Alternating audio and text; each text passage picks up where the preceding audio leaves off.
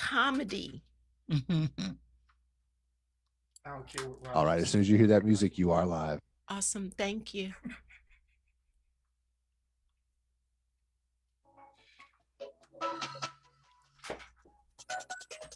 Welcome to Living Strong, the flip side of adversity, with your host, Dr. Deirdre Jackson. On our program, we explore the flip side of every story. And when you open yourself up to both sides, you'll realize that there are life lessons, powerful tools, and so much more. Now, here is Dr. Deirdre Jackson. Hello, and welcome to Living Strong, the flip side of adversity. I am Dr. Deirdre Jackson, and I'm excited because we have one of my favorite ladies in the place with us, having continuing our conversation around harmony over hustle. And Dr. Deborah Witt has an extensive experience. So I want to share her bio, and then we are just going to have a powerful flip side conversation. So let me tell you a little bit about her. Dr. Witt is an experienced family physician who trained at the Thomas Jefferson University, home of Sidney Kimmel Medical College, and continued her career with the Department of Family and Community Medicine for more than 26 years. She works extensively with faith based and community organizations to promote health and wellness, most recently conducting pop up COVID-19 vaccination clinics throughout the city of Philadelphia.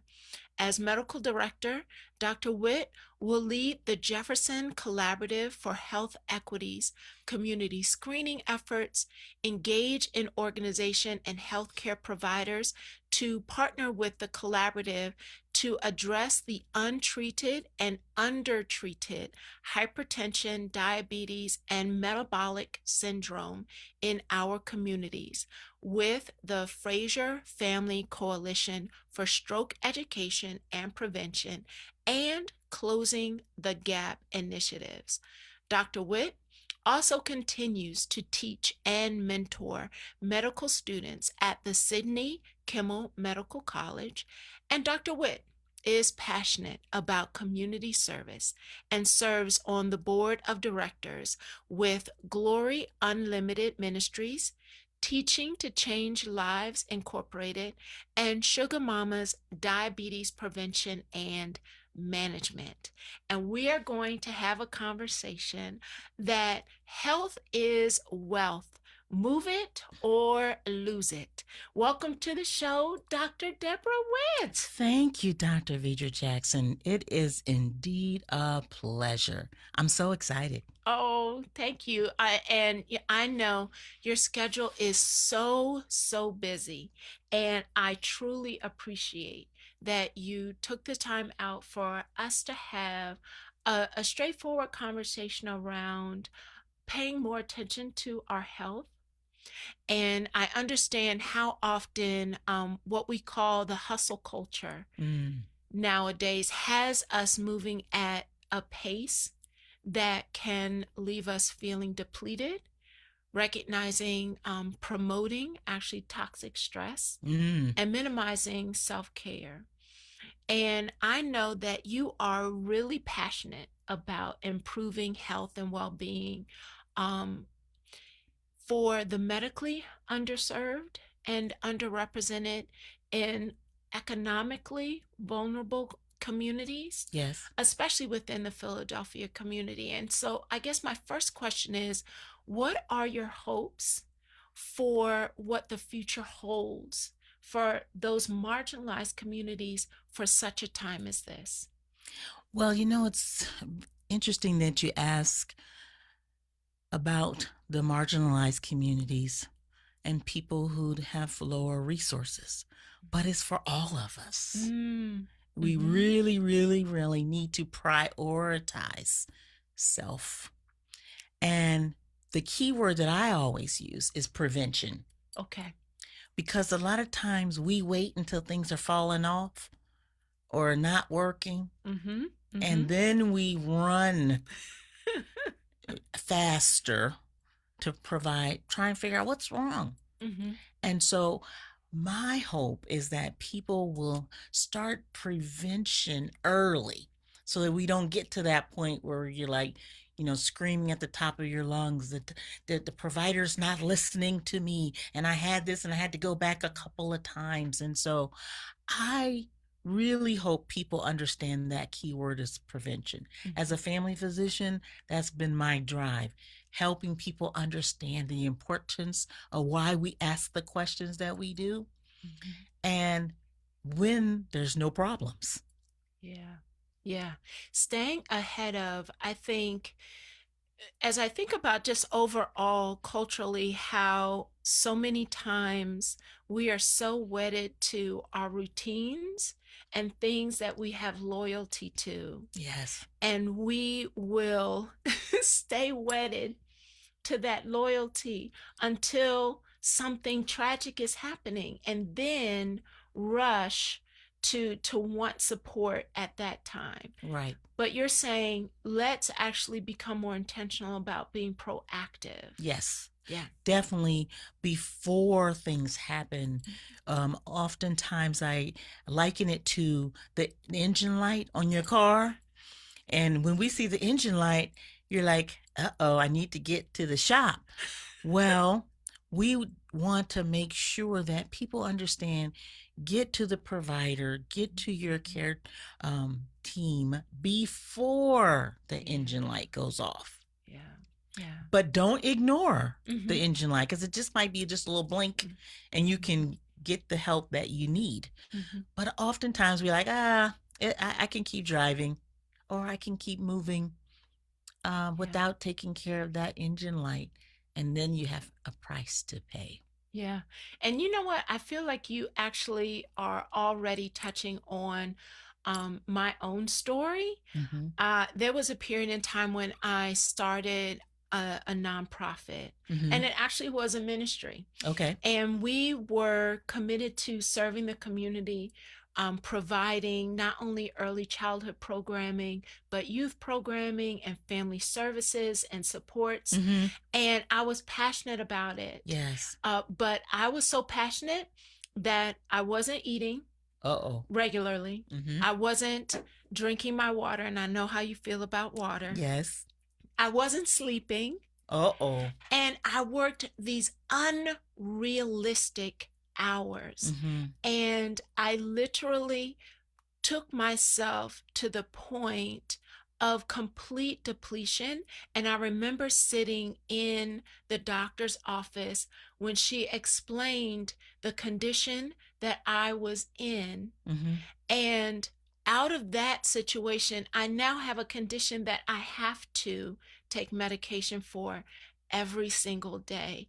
And I try to tell those who are leaders, who are trying to do amazing, powerful work, that there needs to be harmony in your life, because when you continue to operate outside, you have moved beyond the margins of the page. Right. Your health will, and you allow yourself to get your health to get compromised. Yes. There's a responsibility that we have, especially when we're leaders. What kind of advice would you give those who are passionate about what they're doing, but they are living way outside they're living off the paper, like the margin? They're not even on the page anymore. They're living past the margins of the paper. I think you just have to really identify what's really going on.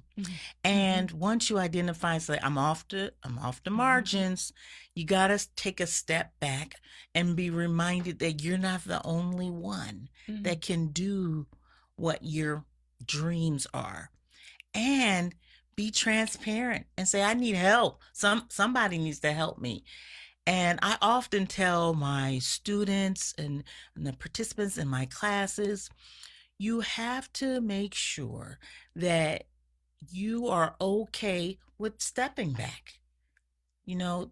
Take a moment and say, you know what, no phone calls.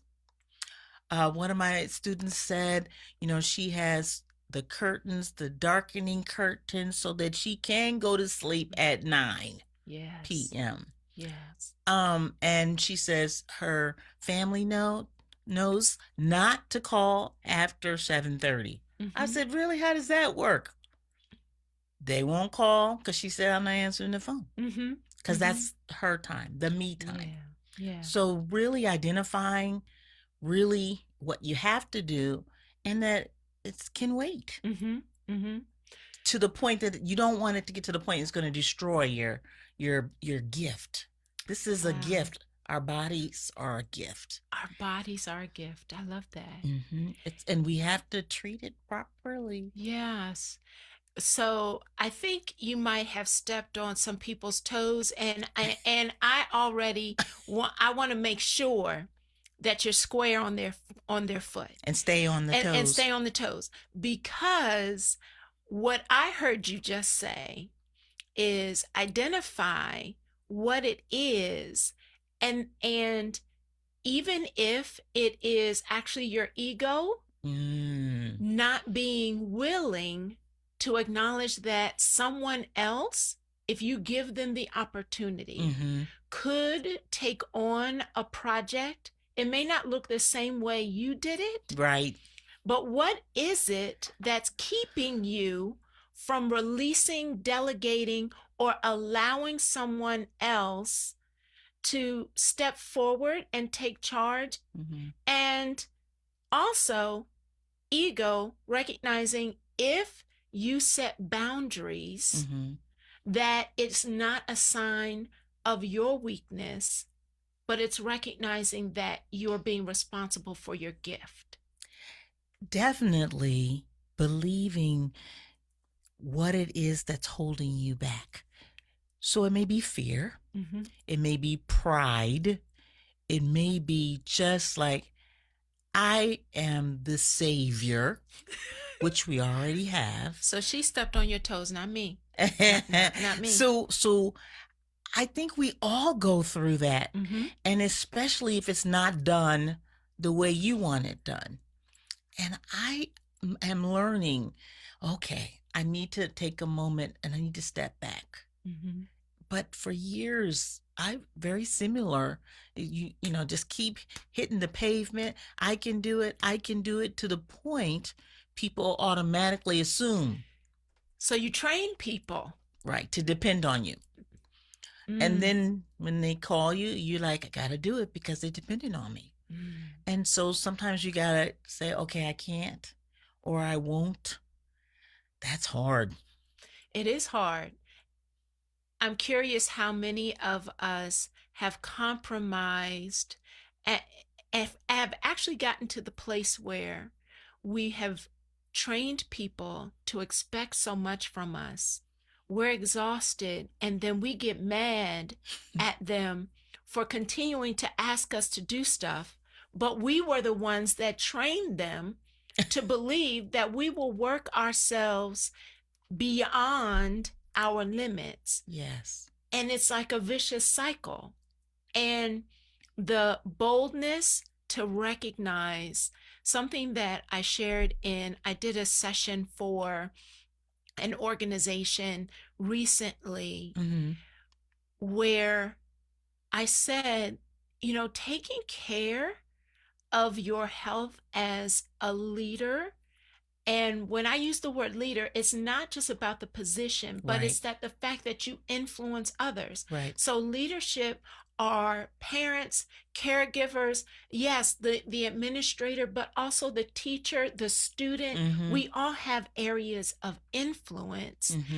So as a leader, it is a responsibility, not a luxury, to say no. That's a really hard word to use. No. But you have to practice. And I always recommend practicing with your accountability partner. I have a very good friend, and I do exactly what you say. I get mad. So-and-so wanted such and such, but I still do it. But then I talk to my accountability partner, and she says, but you're supposed to say no. I was like, oh, okay. Yeah. And puts the mirror up in front of your face and say, this was the assignment and this is what you should be doing.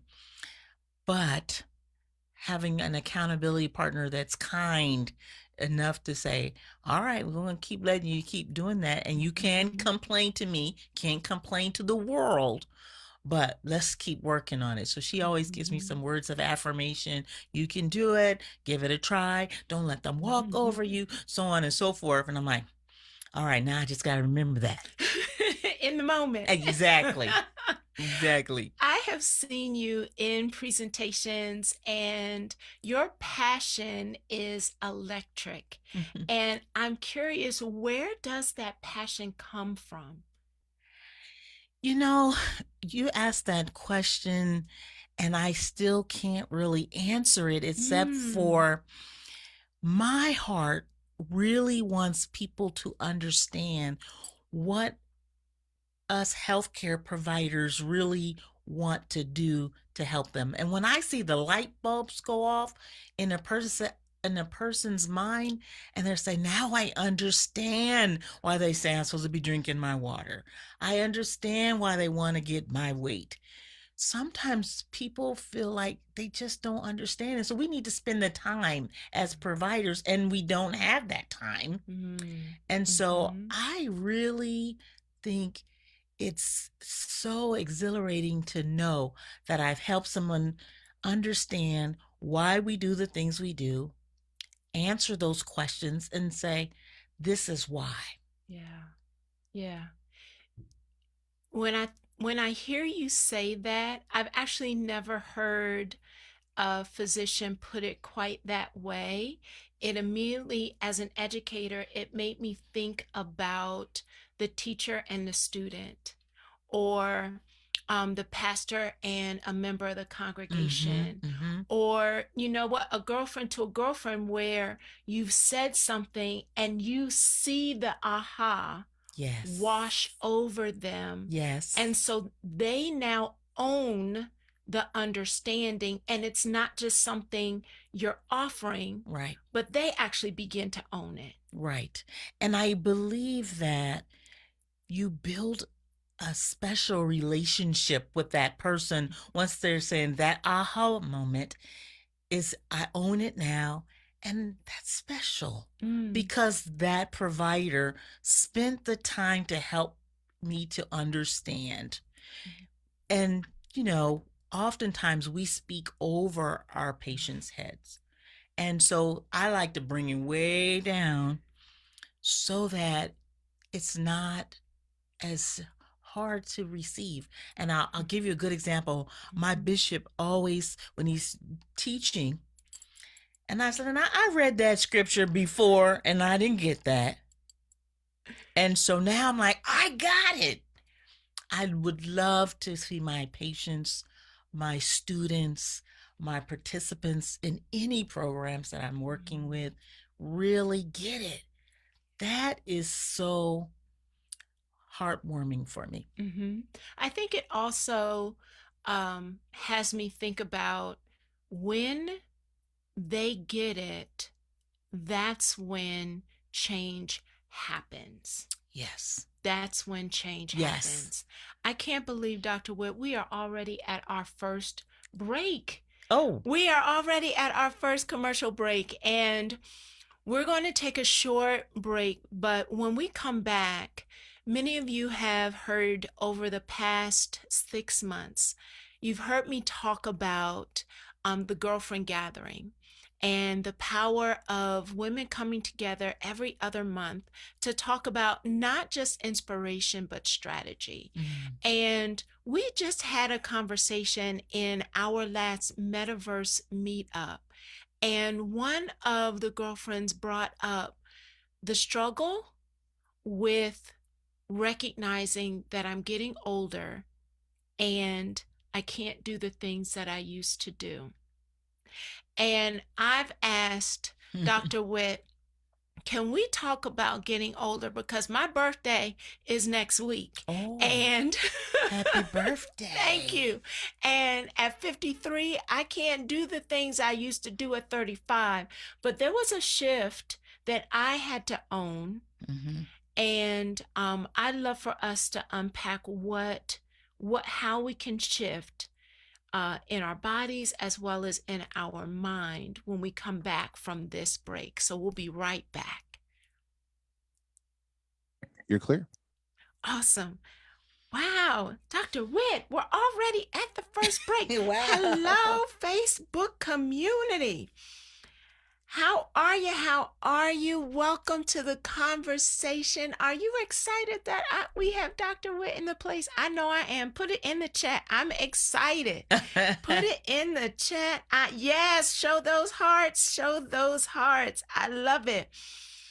I am so excited that she is in this conversation and we have an opportunity to ask some great questions. So if you have questions, now is the time to put them into our chat and maybe we'll be able to answer them on the air. How you feeling, Dr. Witt? I'm good. I'm doing really well. Nice. Let me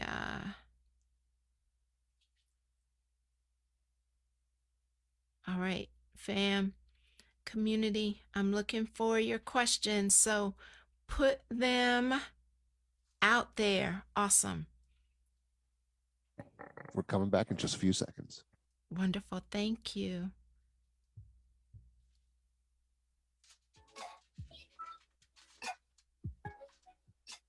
This is Living Strong, the flip side of adversity with Dr. Deirdre Jackson. To reach the live show today, call into 1-888-346-9141. That's 1-888-346-9141. You may also send an email to info@livingstrongllc.com. Now, back to Living Strong, the flip side of adversity. Welcome back. And I have been having a conversation with Dr. Deborah Witt, and we've been talking about, our health is wealth and move it or lose it. How are we making a commitment to understanding how important our health is? And in the first segment, you shared that we have to recognize that what we have is a gift. Yes. Our bodies, our temple, the access to healthy practices is actually a gift.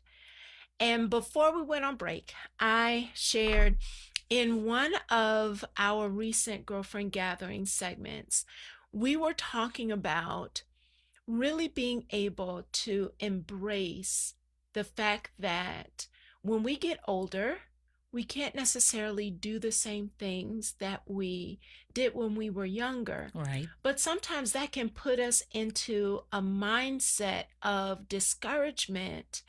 When I'm curious, as a physician, what kinds of conversations or encouragement or strategies do you offer those of us who are getting older but still want to remain active, but we're sometimes comparing ourselves to the younger version?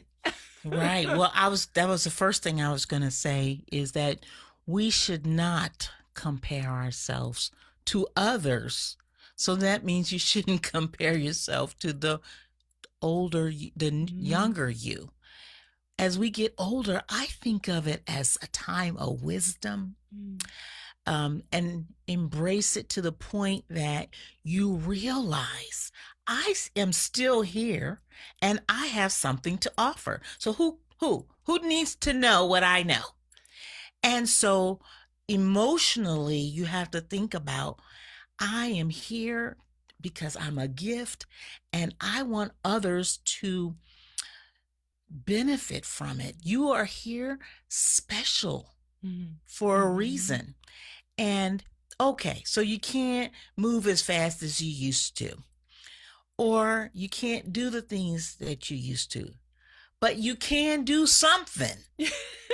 That's when you say, move, keep moving. Yes. Not as fast, but keep doing something. I have one of my patients and she's on Instagram moving every day. And I'm like, I can't keep up with her, to the point I believe that she is so motivating for someone who's watching. Mm-hmm. Now, the person who's watching may not be able to keep up, but they are doing something. Mm-hmm. And one of those areas that I spend a lot of time talking to my students in my hypertension education class is you have to keep moving. Mm. And all movement is good, whether it's vacuuming, raking leaves, running after the grandbaby. Mm-hmm. It doesn't matter long as you are moving. We call it physical activity minutes. You calculate. We need to be doing at least 30 minutes per day. So if you're doing more than 30, you're doing good. All right. So she gave us our first assignment and tip Yes. that we should be moving physical, what did you call it? Physical activity minutes. Count your physical activity minutes. So if you go shopping, go without money. And just okay. walk, Yeah, just move. walk at the mall. Right. That's what I tell my students. If you're going to go to the mall to do your mall walking, just don't take any money because you know if you take the money, you're going to stop. You get distracted. Exactly. Yes, indeed. Yes, exactly. indeed. So 30 minutes a day. 30 minutes a day, 150 minutes per week. Mm-hmm. And are there any other strategies or thoughts I think about as I'm getting ready to be 53 next week, and I still love to run. I can't run the same way I did when I was 40, but I still consistently run. Okay. What are some other things besides movement that as we're getting older, we need to be more conscious of and maybe incorporate into our routines? So there are gurus out there that say you don't have to run. You could walk. Walking is just as healthy. That's one of my favorites is walking, Yes. walking. And it's so relaxing. So meditation while you're walking, listen to your music, listen to your Bible study, just taking a break, relieving the pressure. Sleep is another important one. I tell you. We're supposed to get at least 7 hours of sleep, and I'm still working on that one. You and me both. Okay. I'm so glad that you said that last part because I felt like she leaned in towards me, y'all. Like she's getting ready to tell my business. I struggle. I struggle to get 7 hours. Yes. As I've gotten older, I have found it more difficult to sleep.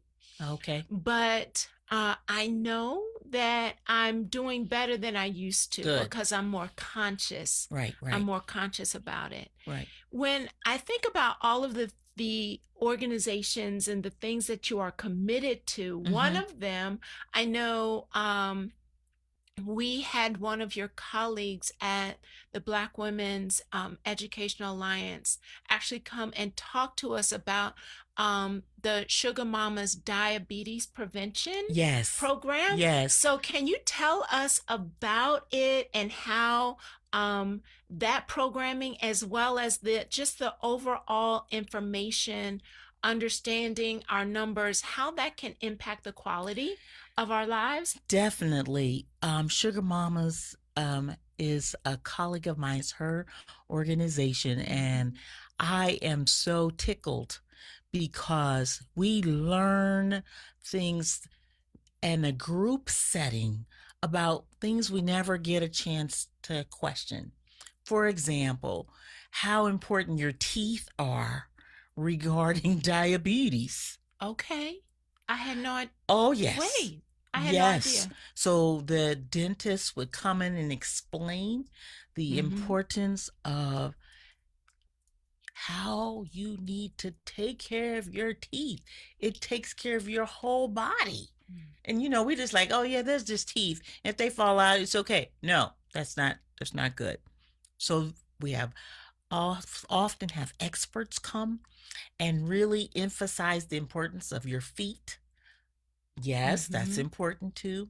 Of course, diabetes affects the whole body. Mhm. So we, as a people of color, have increased risk of having diabetes. So we need to be trying to keep our numbers low Mhm. in the pre-diabetes range.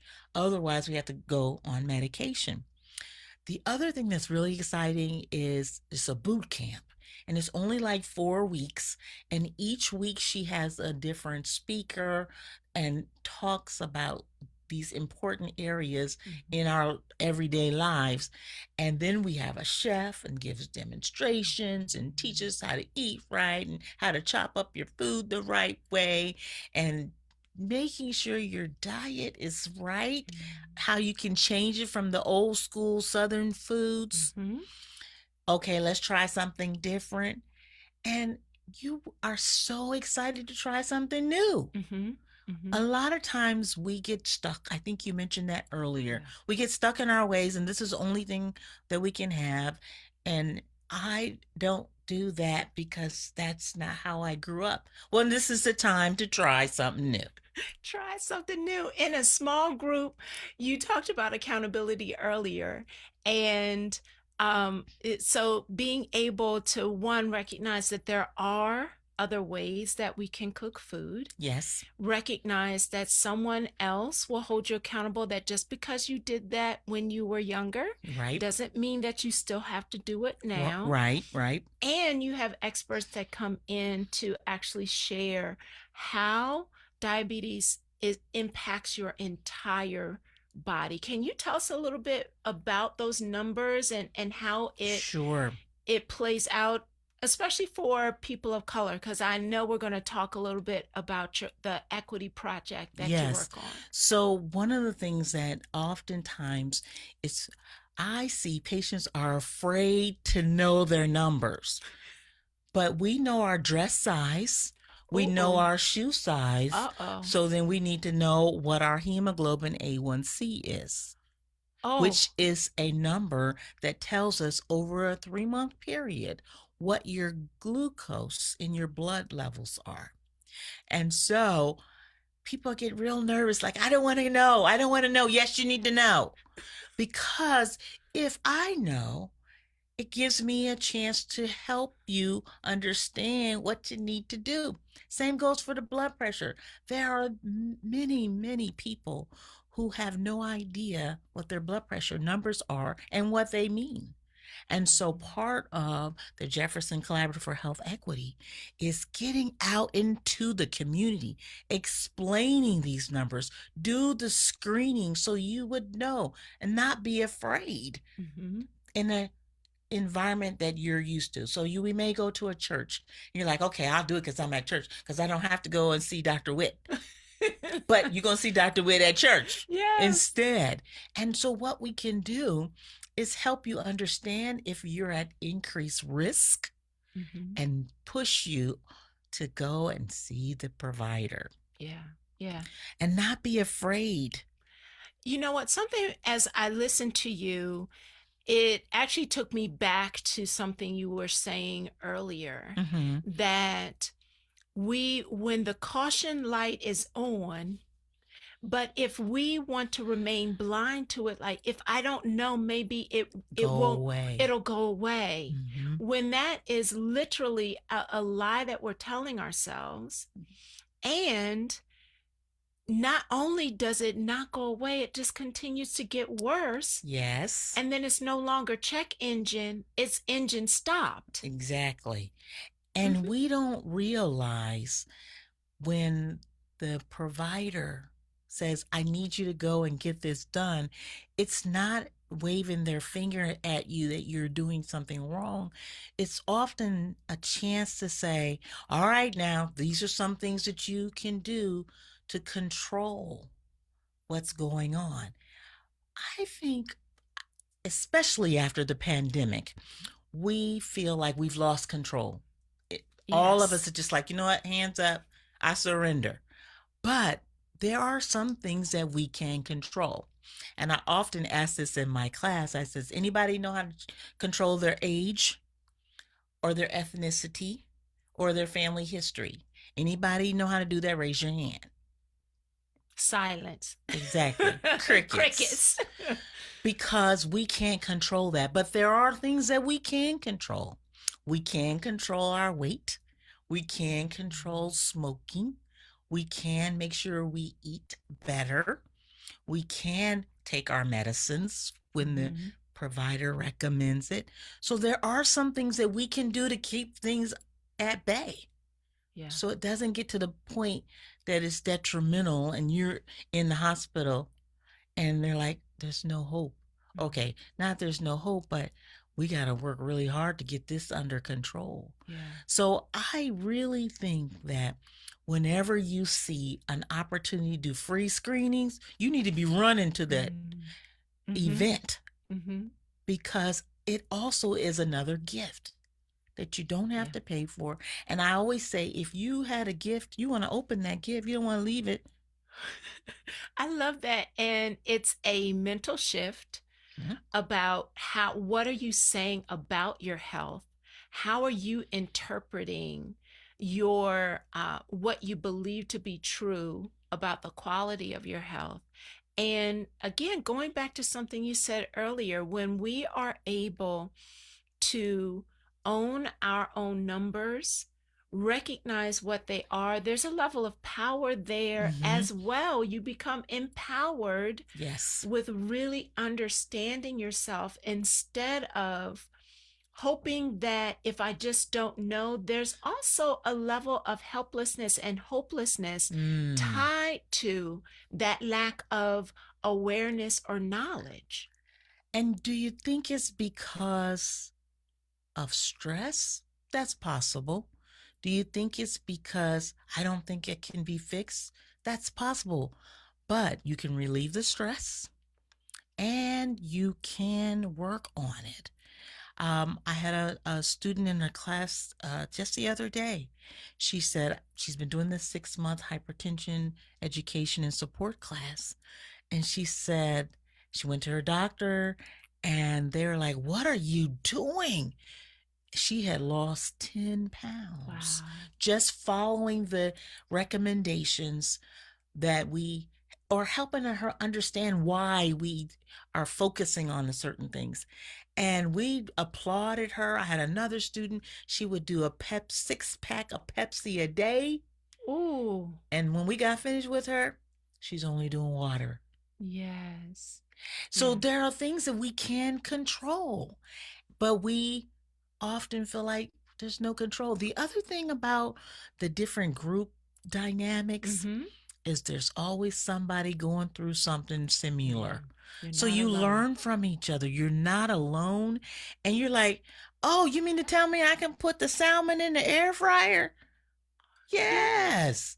And we're going to teach you how to do it because you all thought it was only one way to do it. Yeah. And, oh, I can boil an egg in the air fryer? Yes, ma'am, you can. Well, how did you find that? YouTube. There are two things. When in this season and time, people not feeling like they have control over anything Mm-hmm. and absolutely feeling alone. And you just connected both of those together. That when we find community Mm-hmm. and we put down our ego Mm-hmm. to be willing to be honest Yes. and actually understand what we're dealing with, and then recognize that there are things, and we don't have to take a sweeping approach to Right. change everything. Right. You can take baby steps. Take baby steps. It's change one thing at a time. Right. And there can be side benefits to it where you're working on hypertension or diabetes, and then over here you've lost weight. Exactly.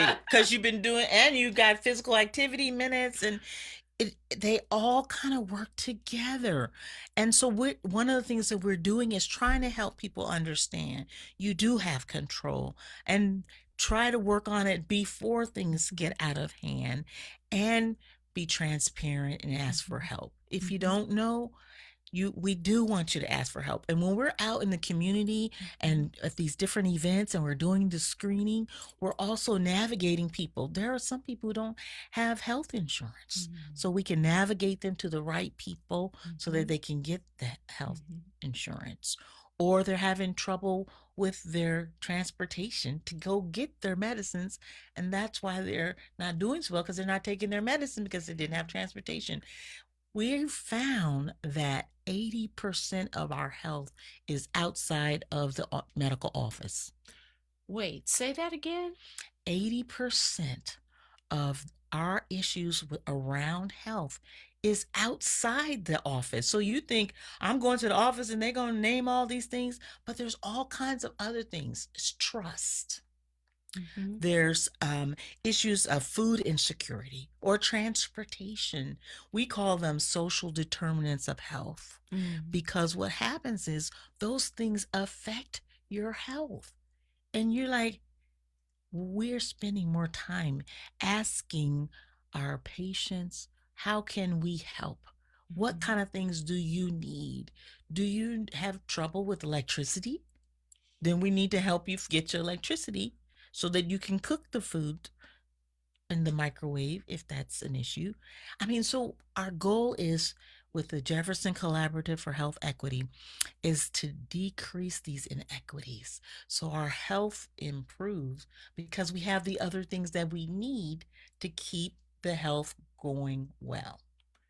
I had no idea that the number, when you think about 80% of the health issues are outside of the clinical setting. Yes. And there's so many conversations that we have had that deal with understanding inequities, embedded inequities. And when we are willing to pull back and actually talk about what are the disparities that are creating barriers to access, yes, to support, yes, that is a huge number.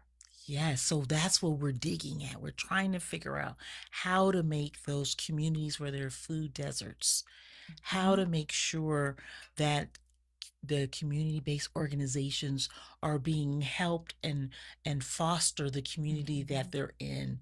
So it's a really awesome organization to an opportunity to start helping design and implement programs that will be beneficial for people in high risk communities. I have a question, and this is a kind of a creative, abstract one. If you could have a billboard with anything on it, what would it say to the communities and why? It would say something around the fact that you can do it, but we're here to help. Take control of your health. Take it back, so to speak, because I think what happens is we let it go. And so I'm like, all right, let's reel it back in. Take control of your health. And we at the collaborative are here to help. Wow. And so one of the things that we want people to understand is we have control. I really think that is so paramount. And our other goal is to increase the voice of the community. Really amplify that voice, because one community may be different from another community, right? And they may have different needs. And so our goal is to amplify the voice of the community and let us help in some way, form, or fashion, whether it's screening, whether it's education, whether it's grants. So that's the exciting part. But I would say, take back control. And I guess I can't use Nike. Just do it. I love it. Just do it. Just do it. Just do it. Just do it. You know, we had a question from one of our listeners. Okay. And I know one of the areas that it's almost like a bridge between what you just shared, going back to as we get older, as well as thinking that I just don't have any control over this. Some episodes ago, I had the menopause whisperer Oh, on the show uh-huh. because I feel like menopause is this thing that every woman has to go through, but nobody is talking about it. And so one of the questions from our listener Uh-huh. was, how do you get menopause weight off? Don't look at me like that. um, that's a hard one. I Mm-hmm. mean, you really can't say taking the menopause weight off. Mm-hmm. A lot of times we spend a lot of time on the number in weight, Ah, but we really need to be thinking about what you're doing overall. yes. So to work on the lifestyle changes and not worry about the weight. Yes, we love it if you lose the weight, but if you have menopausal weight, you're right, it may not go anywhere. Mm-hmm. I had one of my students, she said, Dr. Witt, because we explained to him how we're supposed to measure your waist, Mm-hmm. because if your waist circumference is increased, that means you're at increased risk for heart disease. And I said, okay, we can give you a tape measure so you can measure your waist. She says, I'm not doing that, Dr. Witt, because my waist is not going anywhere. I said, okay. But are you walking? Are you doing those things that you need to do? You're eating properly. You're drinking your water. You're making sure you're moving. Your heart is happy because you're doing something. So I would say don't worry so much on the number. One of the things we talk about is, yes, we like for you to lose the weight, but can you just maintain and not get more weight? Yeah. If you're gaining weight, then we're like, okay, we got to work on that. But that menopause thing is not anything you can control. It's all hormonal. Mm-hmm. And I was waiting for, and I was actually hoping you would make that statement because I feel like we are so often pursuing a number Yes. or we're watching a scale. Yes. And the discouragement of not seeing the number move on the scale creates a cycle of disappointment and defeat that we then sabotage our own selves by then stopping Mm-hmm. the very thing that we need to do consistently for overall wellness. Yes. It's not just about the number. Right. It's It's overall right. wellness. It's the wellness, it's the lifestyle. It is are you actually paying attention Right. to your overall numbers for your body as far as your diabetes and your cholesterol and your movement minutes? Those are the numbers Right. we want to know about, Right. not just the numbers on the scale. Yes. And oftentimes people get fixated on the weight and they'll do drastic things like starve themselves or something of that nature. It's like, well, I can't eat, or I can't do this, or I can't do that. But that's not so. Our goal is healthy eating, making sure you change your habits. You don't eat so late at night. You make sure that you're moving. You make sure that you do have an opportunity to have some ice cream here and there. You just can't do it every night. Yeah. Yeah. And get In your moderation. mindset. Get your mindset that you are supposed to get some form of rewards. And I think when you think about establishing healthy habits, that there has to be some benefit that your body and mind receives in order for it to even become established as a Right. habit. So it takes the 21 days to do it over and over for it to become a habit. And I really, really encourage that because I've done it myself. I remember when I first started doing my walking, I would put on my run keeper and I said, let me see if this really works. So I just walked for 5 minutes and I was like, oh yeah, I guess I did do so many steps. And so then I would say, well, you know what? I gonna walk a little further. Mm-hmm. And I did, to the point where it's like it's a Yeah. habit. Yeah. And then if I don't walk, I feel like I'm missing something. My heart is not happy. I was usually speaking loudly that is proud of me. I always Mhm. ask my participants, did you think about your heart today? Mm. And they're Yeah. like, I didn't. But if it stopped or jumped a beat, You think about it then. right. So we got to think about these things that we're recommending is for our heart and for those people that you are around, the grandbabies, the nieces, the nephews, they need that wisdom. And you have, and ministry, you have to be healthy enough to do all that. Mm-hmm. But just make sure you take a moment to take a, step back. Mm-hmm.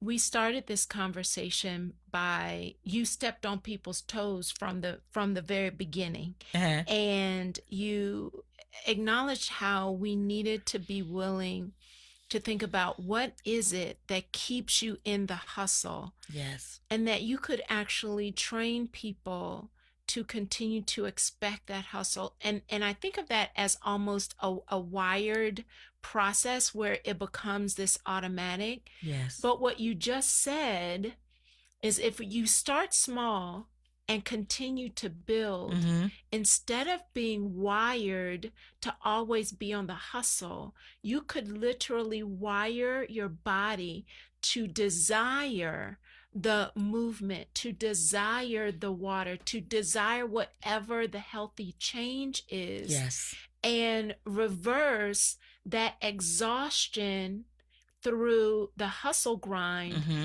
into really your body is hungry for the harmony habit. Right.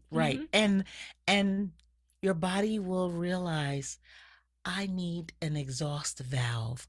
I'm under so much stress. I need to step back. And then how am I going to do that? Am I not going to answer the phone? I practiced this maybe about 10 years ago.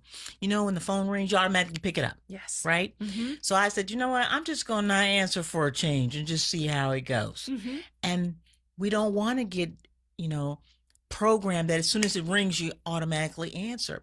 And I was talking to a pastor and he said, sometimes, you just have to let it go ahead and the phone rings and things will be taken care of without you answering. Yeah. Give them time. Mm-hmm. I was like, oh, I can do that. And it works. Yeah. But you have to decide what it is you're going to do. I talk to my students about putting your phone on airplane mode or taking the breathing and meditation. Or one of my students said, I take a nap. Yes. Is my release valve when I'm under extra stress. Mm-hmm. But you have to do what's right for you. And I always say one size does not fit all. Mm-hmm.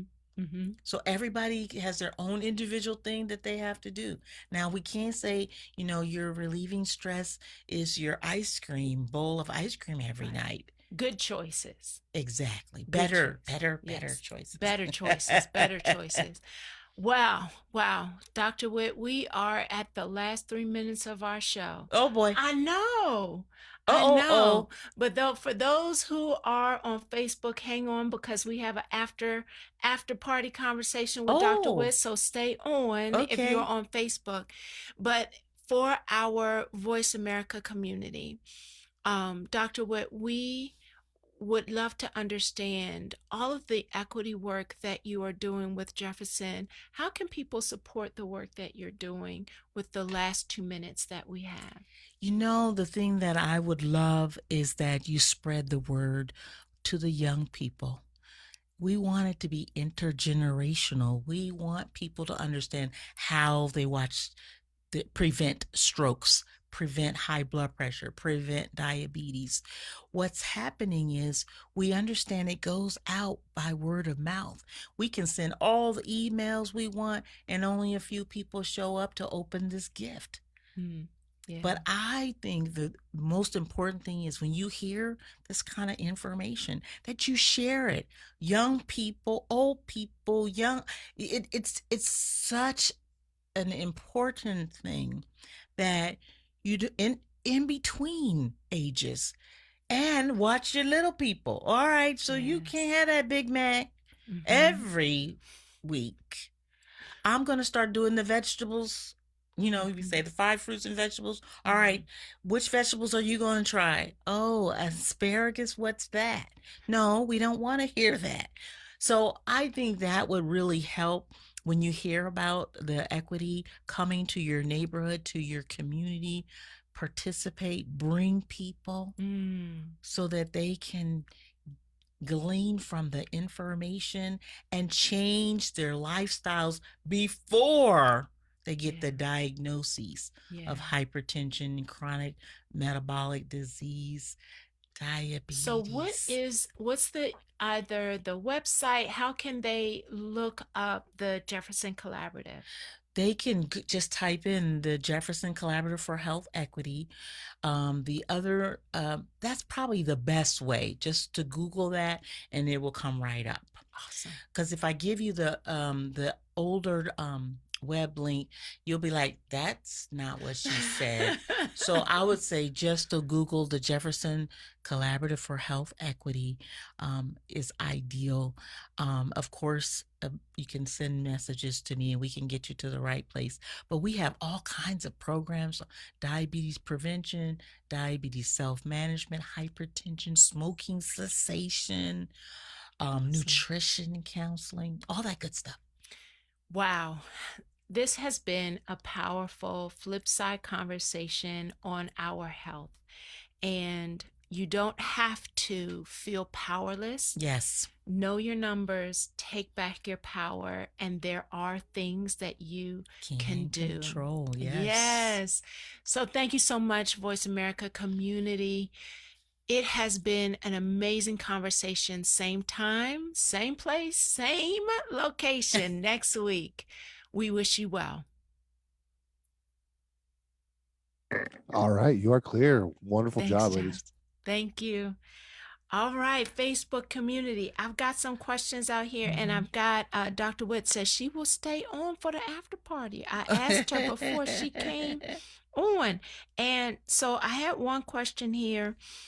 When we talk about, so you said an exhaust valve, and I think about releasing that stress. And sometimes our body builds up with toxins. So we had one question that what's a good natural detox for the body? Water. All righty. I knew she was going to say that, y'all. It's very natural. I knew she was going to say that. It really is the ultimate cleanser. It's the best weight loss pill. We have to drink our water. We do all those other herbs and things that people recommend, but naturally we have the water. I am not an herbalist, so I don't know which ones mix with what. But I know that the water works. You don't realize it, but it really does. It keeps your movements going. It keeps everything moving in the right direction. You just make sure you do your water. Is there a good time of day to do exercise? What's the best time? Well, everybody has their own, preference. It's probably better to do it in the very beginning of your day. But if you don't have that time, don't worry about it. We even say, if you're going to do those 30 minutes, you can do 10, 10, and 10. You remember what I was saying? One size does not fit all. So you have to do what's best for you. I really like walking really, really early in the morning. At like 5 in the morning, but when it's dark, you might have to, have a stick because you might have to watch the deer or the rabbits be jumping out at you. Yeah. But you know what? I walk early in the morning because I'm committed to not getting distracted. Yes. So I pick the time because I find once I allow the world into my schedule, your space, I literally exercise, and people know how much I love to exercise. if I let the world into my You schedule, won't get there. exercise is the first thing that I eliminate out of the routine. Yes, yes. So I do it so early Mhm. because I don't want to have to choose between Right. distraction Right. and my exercise. Well, one of my patients told me this. She said, Dr. Witt, you know how I do it? She says, I just wear my relaxing gym clothes to bed, So and do I. I roll out the bed and start walking, and it works. My shoes, I sleep in whatever Relaxing clothes. relaxing Mhm. clothes, and then my shoes and my Are socks right there. and my earbuds are right. So when I get up, they are right So there. you don't have to think I don't about have it. to look for it. I'm not looking all over the Yes. place. Oh, where did I put those earbuds? Oh, where's that? Uh-huh. Everything as a routine. I take it off and put it there when I'm done, so that as soon as I get up, I go right back to the same spot. And if you have to think about it, you're letting the world Yes. in. Distraction. So she taught me that, and I was like, Mhm. wow. And we would be competing about who could do the most steps. And then sometimes she said, Dr. Witt, I see you're not walking. I'm like, Ooh. oh no, they're trying to catch up with me. So yes, So mornings are good, but anytime is all right. is there really such a thing as a sugar addiction? I think there is not a Ooh, thing for okay. sugar addiction. I think it's in the mind.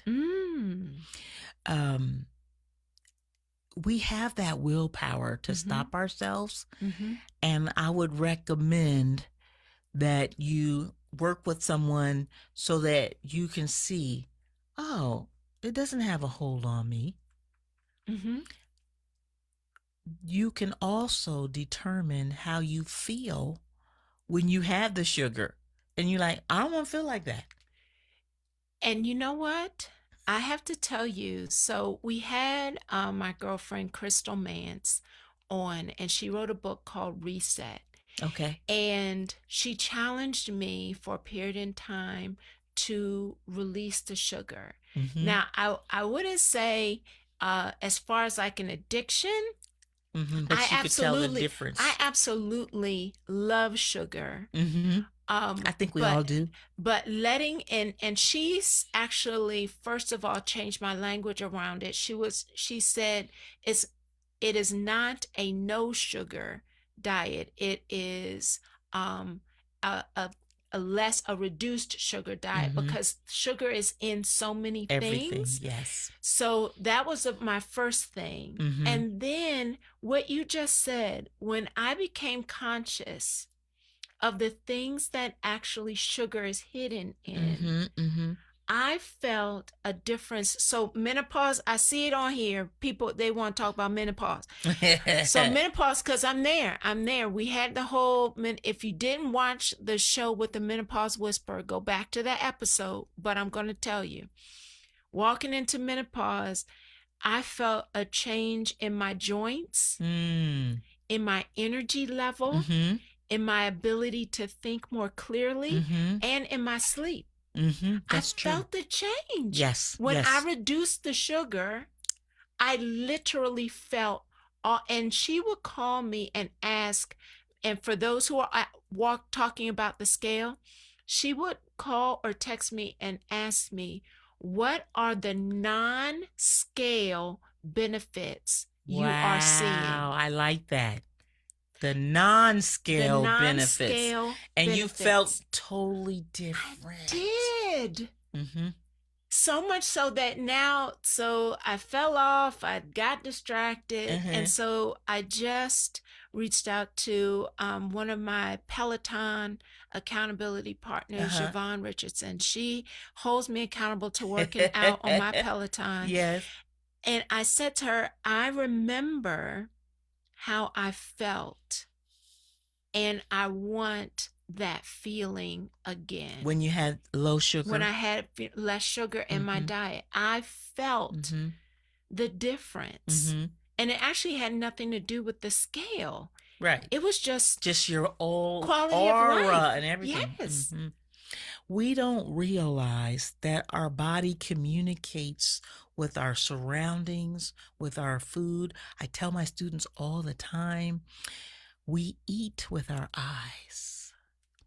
Dr. Witt, And she said we eat with our eyes, y'all. that's what our chef taught us. Mm, Because if mm. you look at the Burger King advertisement, they do close up Oh, and it's yes. dripping the with cheese. juice and the bacon and all that. No, it don't taste that good. That's true. But it's because of what we see. So when we see things, we want it. Mm-hmm. So we got to get out of, just because I see it, I want it. So you got to have that willpower. And so you're right. We don't realize, oh, I'm doing better. I can eat asparagus instead of corn on the cob, on the cob, or other vegetables that are like iced potatoes. I even stopped buying white potatoes. I only buy sweet potatoes now. You're my hero.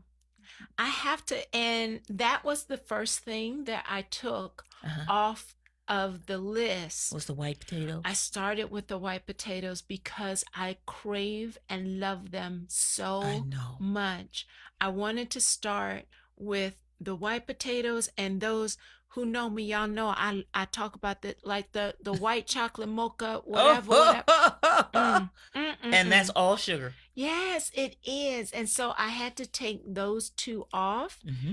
And I believe I said it on when we talked with the Menopause Whisperer.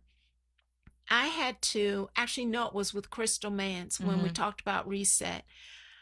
I had to become accountable to what I was telling myself about that mocha latte. Oh. Because I was calling it my self-care. Oh. It was the thing that I deserved because my day was hard. And then I get angry at myself because you're not treating yourself when actually that was the very thing that was making it worse. Yes, I hear you. But we have to talk to ourselves. Mm-hmm. A lot of times we just need to talk. Do you really need that? Mm-hmm. Mm-hmm. Oh, maybe not. Okay. Well, I need somebody to help me. Well, then you need to ask somebody to help you. Yes. Right. But I think it's a challenge that we go through every day. Mm-hmm. Mm-hmm. Every day, one of my ministry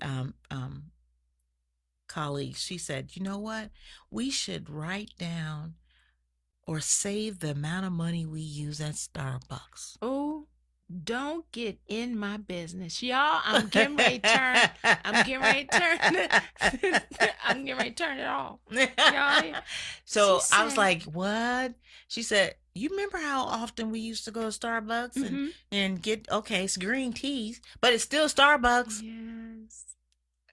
So sometimes you just have to stop everything, renegotiate what you're gonna deal with and not deal. Oh no, that's that one. I'm trying to find all your. There's lots of menopause questions. Mm-hmm. You wouldn't believe this, but my very first lecture as a new resident was on menopause. Was it? Yes, I taught. I went to a community church, and the women they drilled me on the menopause. Menopause is very natural, and you just have to embrace it. I think people just, if you get hot, you fan yourself. If you get cold, you take off. I mean, there's nothing you can do about it.